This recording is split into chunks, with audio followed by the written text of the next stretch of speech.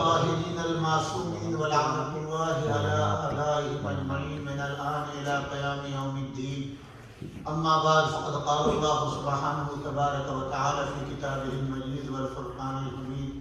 بسم الله الرحمن الرحيم. لا تدري نفس بأي أرض تموت. صلوات على محمد وعلى آله. اللهم صل على ماشاءاللہ مولانا نے بہت ہی خوبصورت انداز میں قرآن کی آیات کی تشریح کی اور ان 5 چیزوں کو پیش کیا. حقیقت تو یہ ہے کہ ہر چیز اللہ کے علم میں ہے اور اللہ کی مرضی کے بغیر اس کائنات کا پتہ بھی حرکت نہیں کرتا. بے شک. اور جہاں تک اہل بیت اطہار علیہ السلام کی منزل ہے تو ظاہر وہ بھی اللہ کے حکم کے بعد ہے کہ جو کچھ اللہ نے ان کو عطا کیا ہے اس بنیاد پر سب کے سب اختیارات ان کے پاس ہیں مگر وہ اللہ نہیں ہے. فرق اتنا ہے کہ وہ خالق ہے اور یہ مخلوق ہے. بے شک. خالق اور مخلوق کا فرق ہماری عقیدت ختم نہیں کر سکتی. یہ ہمیشہ مخلوق رہیں گے اور وہ خالق رہے گا. اور اسی لیے اہل بیت کے لیے یہ ہے کہ یہ صرف وہ چاہتے ہیں جو اللہ چاہتا ہے. ہماری مرضی نہیں کرے گی. جو اللہ چاہتا ہے وہ یہ چاہتے ہیں اور جو یہ چاہتا ہے وہ اللہ. جن کا چاہنا بعد میں ہے، پہلے چاہنا اللہ کا ہے کہ اللہ جو چاہتا ہے اس کے مطابق یہ کریں گے. اور جب یہ کریں گے تو پھر پروردگار وہ کرے گا جو یہ چاہتے ہیں. صلوات علی محمد اللہم صل علی. مولانا نے جو 5 چیزیں بیان کی ہے اس میں سے ایک چیز یہ بھی ہے کہ ہم یہ نہیں جانتے کہ کس زمین کے اوپر موت آئے گی. اور ظاہر ہے کہ ہم یہاں بیٹھے ہیں ابھی ہمیں معلوم نہیں کہ ہمارا قدم اگلا جو ہے وہ کیا. ممکن ہے ابھی جو ہم سانس لے رہے ہیں نیکسٹ سانس ہماری ختم ہو جائے مگر اللہ جانتا ہے.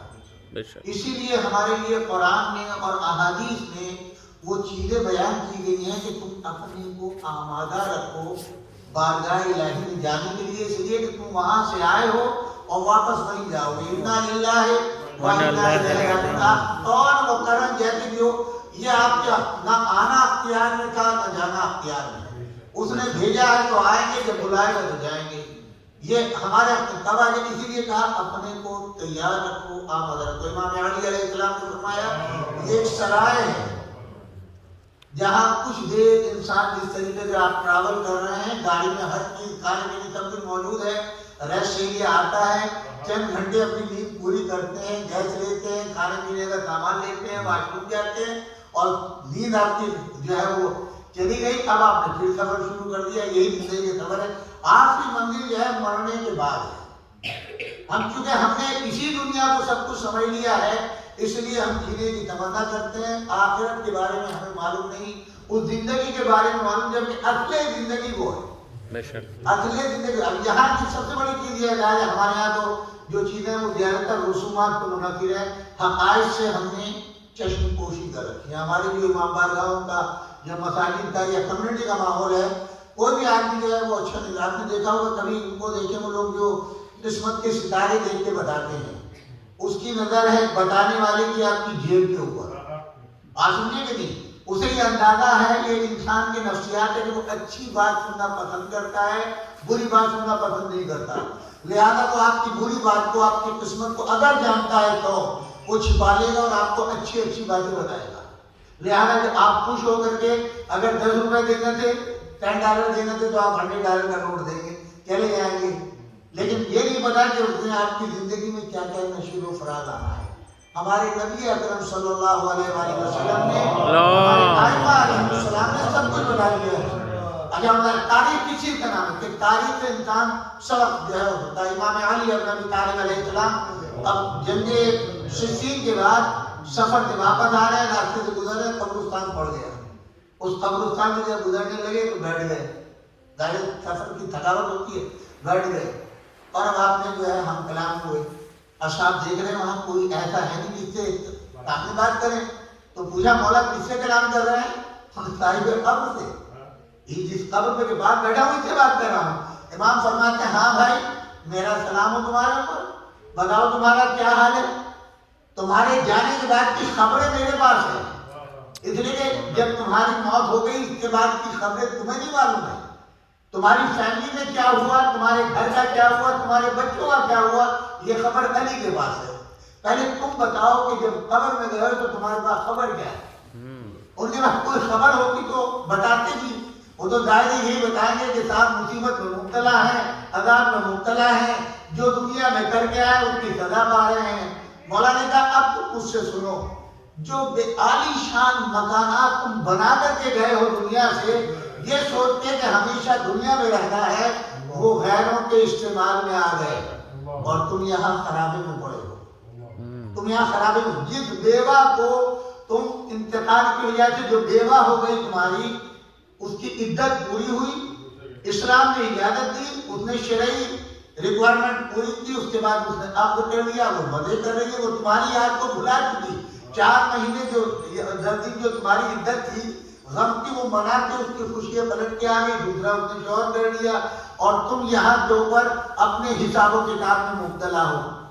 وہ اولاد جس کو تم دنیا میں چھوڑ کر کے آئے تھے، وہ تمہارے مال کے اوپر جو چھوڑ کے آئے اس میں مزے اور عیش کر رہے ہیں، ان کو اتنی بھی فرصت نہیں ہے تمہارے لیے ایک فاتحہ کا انتظام کر دیں، مگر یہاں سارا حساب و کتاب تمہارا ہوگا۔ یہ مولا خالی نہیں، زندوں سے بھی بیان کر رہے ہیں کہ ابھی تمہیں ہوش آ گیا، یہ منزل جو ان کے لیے ہے وہ کل تمہارے لیے آئے گی، لہذا تم بھی ہوش پڑو۔ اسی لیے حضور اکرم صلی اللہ علیہ وسلم ایک اور میں نے وقت میں چند چیزیں آپ کے خدمت میں، آج جو سب سے بڑا مشورہ ہے، ہم بہت بڑے شیر ہیں انٹرنیٹ کے، ہم زبان سے سامنے نہیں بول سکتے، انٹرنیٹ پہ لکھیں گے خوب۔ آج کل بہت زیادہ ہو رہا ہے کہ فلاں نے اپنی ماں کو نکال دیا گھر سے، فلاں نے اپنے باپ کو نکال دیا، فلاں نے باپ کے گھر پہ قبضہ کر لیا، بیچ کے پاکستان سے امریکہ آ گیا، یہاں عیش کر رہا ہے، ماں باپ بیچارے ٹھوک رہے۔ اس طرح کے بہت سے واقعات روزانہ آتے ہیں۔ آپ وہ ایک واقعہ سے سن لیجیے ہمارے نوجوانوں کے لیے۔ سب سے بڑی چیز یہ ہے کہ آپ کے رزق، دولت، ترقی، کامیابی سب کا سب اللہ نے منحصر رکھا ہے ماں باپ کی اطاعت میں۔ بے شک، نہ نماز میں، نہ روزے میں، نہ حج میں، نہ زکوٰۃ میں، یہ تو واجبات ہیں، یہ تو واجبات ہیں، ادا کرنا ہی کرنا ہے، نہیں کریں گے تو سزا ملے گی۔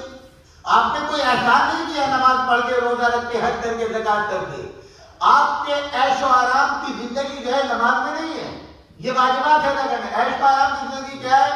میں نے کئی موقع میں عرض کیا ہے کہ جب کسی نے پوچھا مولا میں کیسے یقین کروں میری نماز قبول ہو گئی، مولا مسکرائے، آپ نے فرمایا ایک رب وہ ہے جس کے لیے نماز پڑھی جاتی ہے، غائب ہے، ایک رب وہ ماں باپ ہیں کہ جن کے ذریعے اللہ نے ان کو خلق کیا ہے، جو ذریعے خلقت بنایا، وہ رب غائب ہے جس کے لیے نماز پڑھ رہے ہو، یہ رب حاضر ہے۔ تو اگر تم اپنے ماں باپ کی اچھی خدمت کرتے ہو، ان کی خبرگیری لیتے ہو، ان کو خوش رکھتے ہو، تو تمہاری نماز قبول ہے غائب رب کی۔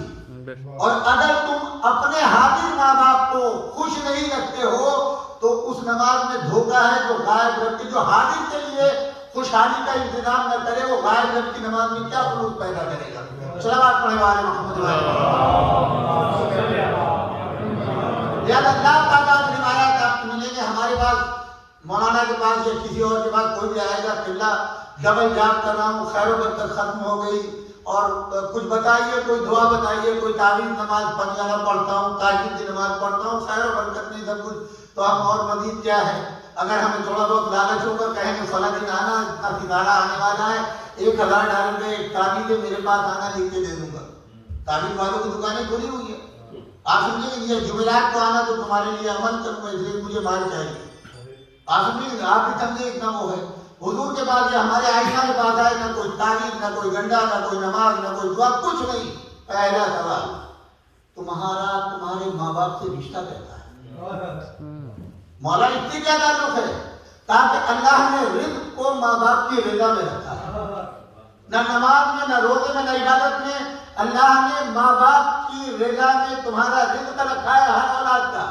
اگر ماں باپ راضی ہیں، خوش ہیں، تو بے حساب رزق ملے گا، چاہے وہ زندہ رہیں یا مر گئے ہو۔ اور اگر ماں باپ تمہارے ناراض ہیں تو حضور فرما رہے ہیں جو رحمت للعالمین ہے کہ اس رحمت کا دروازہ میں بھی کھلوا نہیں سکتا۔ لہذا کوشش کرو تم اپنے ماں باپ کی جتنی خدمت ہو سکے وہ کرنے کی. اور قرآن میں اسی لیے اللہ نے جہاں اپنی نماز کا حکم دیا، عبادت کا حکم دیا، اسی کے ساتھ ساتھ ماں باپ کے ساتھ احسان کرنے کا حکم دیا. ایک روایت سنیے حضور کی، ایک نوجوان یہودی لڑکا مدینے میں نشہ کرتا تھا. اب آپ جانتے ہیں آپ لوگوں نے دیکھا کون سمجھے گا نشے والوں کا حال کیا ہوتا ہے. چوری کرے گا، چکاری کرے گا، جہاں اسے کرنا ہی ہر وقت وہ نشے میں رہتا ہے اور اس کے لیے پیسہ چاہیے. ماں باپ کے ساتھ، بھائی بہن کے ساتھ جو بھی ہوگا مار پٹائی کرے گا، یہی ہے نا. لہٰذا وہ اپنے ماں باپ کے ساتھ مار پٹائی کرتا. ماں باپ بوڑھے تھے. ایک روز اتنا غصہ آیا کہ ماں باپ نے کہا گھر سے نکل جا اور آج کے بعد اپنی صورت میں دکھانا. وہ چلا گیا. وہ بھی یہ کہہ کے گیا اب کبھی نہیں آؤں گا، جا رہا ہوں کبھی واپس نہیں آؤں گا. چلا گیا. حضور کو اللہ نے معجزہ یہ دیا تھا کہ آپ جب گفتگو فرماتے تھے تو جہاں کسی کے کان میں پڑ جائے چلتے ہوئے قدم رک جائے گے. یہ جس راستے میں جا رہا تھا حضور خطبہ دے رہے تھے، اس کے کانوں میں حضور کی آواز پڑی، رک گیا. جب حضور کی آواز کو اس نے سنا تو محبت پیدا ہوئی اور جب حضور خطبہ دے رہے تھے مسجد میں داخل ہو گیا. حضور کے پاس کہا کہ حضور پورا وقت میں خطبہ سنا ہوں اور میں چاہتا ہوں کہ کلمہ پڑھا دیں. حضور نے کلمہ پڑھوایا اور جو پہلا سوال کیا تیرے ماں باپ کیسے ہیں؟ ایک مرتبہ اس نے جھنجھایا تھا، اس نے کس کی بات کر رہے ہیں؟ تو یہودی ہے تم بات. وہ جو بھی اس نے اپنی زبان میں الفاظ کہے، جیسے اس نے یہ الفاظ کہے حضور کے چہرے پر غصے کے آثار آ گئے. تو مسلمان نہیں ہوا، واپس مسجد سے باہر چلے گیا، تم مسلمان نہیں ہوئے، میں نے تمہیں مسلمان نہیں کیا، تمہارا اسلام قبول نہیں ہے جب تک تیرے ماں باپ اس کے راضی نہ ہو. یہ بڑا حیران ہوا، بڑا پریشان. میں نے سمجھا تھا کہ مسلمان ہو گیا ہوں، لہذا اب جو ہے مجھے رسول اللہ کچھ بشارت دیں گے، کچھ مال مال دیں گے، آرام سے زندگی گزاروں گا. آپ نے فرمایا اب جب اس نے سنا کہ بڑا معاملہ خراب ہو گیا، گھر آیا، ماں باپ سو رہے تھے تو یہ آ کے اپنے باپ کے پیر دبانے لگا. بوڑھا باپ اسے محسوس ہوا، آنکھ کھولی تو دیکھا کہ بیٹا جو ہے وہ پیر دبا رہا ہے. بیوی کو آواز دی، خدا کیا ہے؟ کہا آگے دیکھو. اب جو آگے دیکھا جو کچھ دیر پہلے گالیاں دے کے نکلا تھا وہ پیر دبا رہا ہے. تو انہوں نے کہا کہ آج کیا بات ہے، تم تو گئے کہ یہاں سے ہمیشہ کے لیے واپس کیوں آئے؟ میں پورا واقعہ بتایا تو اس نے کہا میری چھڑی لے جا. وہ چھڑی لے کے آیا، یہ چلا. کہا کہ کہاں چلا ہے؟ کہا کہ مسلمانوں کے رسول کے پاس لے چلو. پیٹوں کو لے کے وہاں آئے. انہوں نے کہا کیا بات ہے؟ کہا کہ بیٹے کے ہم باپ ہیں اور پورا واقعہ بتایا. آنے کے بعد میں کہا بس ہم کو صرف کلمہ اسلام پڑھوا دیجئے جس دین میں ماں باپ کی ایسی رسپیکٹ ہو اور ہمارے نالائق بیٹے کو جو ہے وہ انسان بنا دے، اس سے بہتر دین کون سا ہو سکتا ہے. ہمارے یہاں افسوس یہ ہے کہ حضور اکرم صلی اللہ علیہ وآلہ وسلم کی پوری لائف ہے، آئمہ کی لائف ہے، قرآن کا حکم ہے، اس کے باوجود ہم دنیا میں اتنا گر جاتے ہیں کہ ہم بھول جاتے ہیں اپنے ماں باپ کو.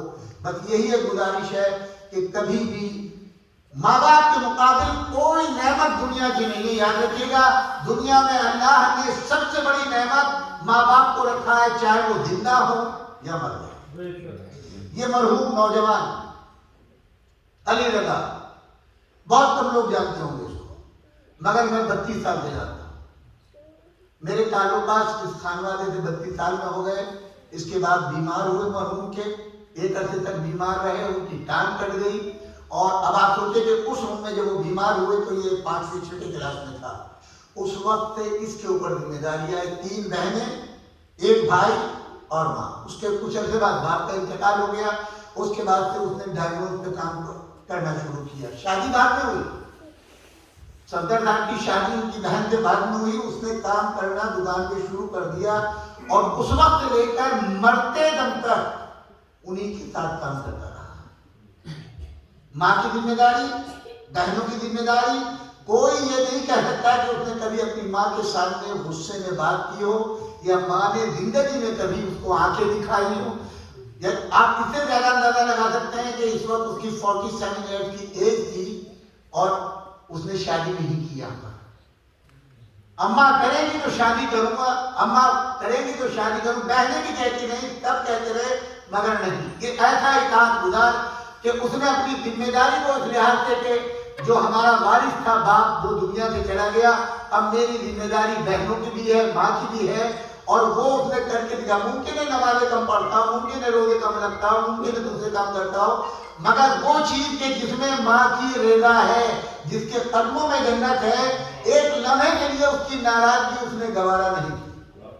اور آخری چیز جو مرنے سے تعلق رکھتی ہے, یہ احادیث میں ملے گا, واقعات میں بھی, جس کے جنازے میں بہار لگ جائے, یقیناً اس کی زندگی میں ایسی نیکیاں ہیں کہ اس کے جنازے کو پروردگار یادگار بنا دیتا ہے کہ ہر ایک کی زبان پہ آئے گا کوئی نہ کوئی نیکی اس کی زندگی میں ایسی ہے کہ جو اللہ نے اس کے جنازے کو پر رونق بنا دیا.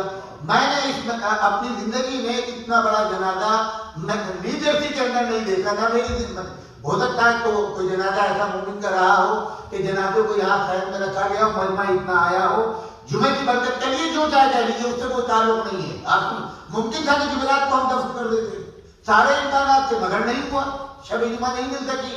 مگر آپ یہ دیکھیے اتنا بڑا مجمع کا ہو جانا, میری نظر میں صرف ایک چیز آئی ہے, ماں کی رضا, کہ اس نے کبھی زندگی میں اپنے لیے مجمع نظر بنا لیا. دنیا ایک طرف اور میری ماں ایک طرف. ماں جس کے شکم میں رہا, جس کا دودھ پیا, جس کی گودی میں کھیلا اور جس نے چلنا سکھایا, اس کی ناراضگی مول نہیں لوں گا.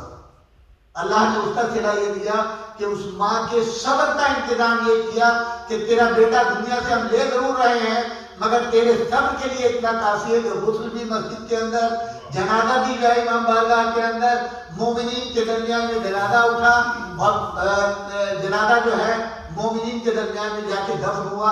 اس سے بڑی نعمت کیا ہوگی. الحمدللہ قابل مبارکباد ہے نیو جرسی کے رہنے والے اور دیگر جگہوں کے اوپر بھی یہ کم سے کم اتنا تو انتظام ہمارے لیے ہے کہ امام بارگاہ میں ہمارا غسل و کفن ہو, مومنین کے درمیان میں جنازہ ہو.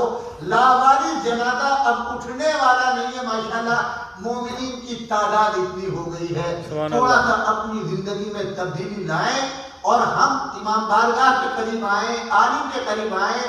آپ جہاں بھی رہتے ہو کوشش کریں شب جمعہ میں امام بارگاہ میں پہنچنے کی, جمعے کی نماز میں شرکت کرنے کی. آپ سے یہ نہیں کہا جائے آپ 5 وقت کی نمازیں یہاں ہوتی, آپ 5 وقت ہے زیادہ سے کیوں, اس لیے کہ ماشاءاللہ جن کی شادی نہیں ہو کل شادی ہوگی, جن کی شادی ہو گئی ان کے بچے ہو گئے ہیں, تو اب ان کی نسل کا سوال ہے. اس نسل کے اوپر آپ ٹائم اسپینڈ کیسے کریں.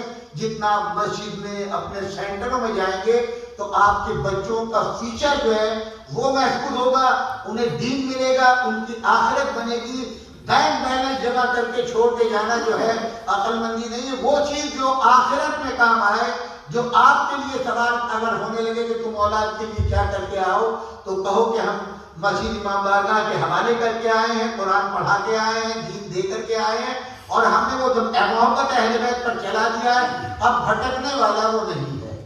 انہی کلمات کے ساتھ کیا ہمارے سب کے لیے یقیناً جوان کی موت ہے, بہنوں کے لیے, ماں کے لیے, خانوادے کے لیے آسان نہیں ہے صبر کرنا, لیکن اللہ نے صبر کے اسباب اس سے پہلے دے دیے. تمہارا بیٹا علی اکبر سے زیادہ افضل تو نہیں تھا, تمہاری اولاد قوم محمد سے بڑھ کے تو نہیں تھی. کل انہوں نے کیا اپنی جائیداد بچانے کے لیے کربلا میں قربانیاں دی, اپنا گھر بچانے کے لیے قربانیاں دی؟ نہیں, امت کو بچانے کے لیے, امت کی ہدایت کے لیے, دین کی بقا کے لیے, قرآن کی بلندی کے لیے, اللہ کے نام کو باقی رکھنے کے لیے اپنی اولادوں کو قربان کر دیا. تو اللہ نے ان کے تذکرے کو واجب قرار دے دیا کہ اگر تم اپنی زندگیوں کو میرے نام کے لیے قربان کر رہے ہو تو اب میں اجازت تمہاری محبت میں رکھوں گا کہ جب تک تمہاری محبت کا اظہار نہ کرے تو میں اس کو جنت میں جانے نہیں دوں گا. سبحان اللہ. امام حسین کیا کہہ کے چلے مدینے سے, میں صرف اپنے نانا کی امت کی نجات کے لیے, بخشش کے لیے جا رہا ہوں. جنگ یہودیوں سے نہیں تھی, کرسچین یہودیوں سے نہیں تھی, مسلمان جو اسلام کے قانون کو پامال کر رہے تھے, جو اپنی دولت حکومت کے نشے میں, خلافت کے نشے میں اسلامی قوانین کو پامال کر رہے تھے, قرآن کو پامال کر رہے تھے, اسلامی اقدار کو. تو امام حسین نے فرمایا ایسی زندگی کا پھر فائدہ کیا ہے, اس سے بہتر مر جانا ہے. اگر اسلام کو میرے خون کی ضرورت ہے تو اپنی اولاد بھی دوں. اپنے جوانوں کو, اپنے بچوں کو لے کر کے کربلا کے لیے روانہ ہوئے. سرزمین کے اوپر پہنچے, جتنا تھا سب کچھ راہ خدا نے لٹا دیا. کہتے ہیں کہ جب جناب ابو الفضل عباس شہید ہو گئے تو ہاتھ جوڑ کے علی اکبر جوان آئے اور آ کر کے کہتے ہیں بابا اب تو کوئی باقی نہ رہا، تو چچا بھی شہید ہو گئے، مجھے اجازت دے۔ تو جناب علی اکبر کو ایک مرتبہ سر سے پیر تک دیکھا، ایک نے کہا بیٹا تمہارے اوپر میرا حق نہیں ہے، اس ماں کے پاس جاؤ، اس بھوٹی کے پاس جاؤ جنہوں نے چکی پیٹ پیٹ کے پالا ہے۔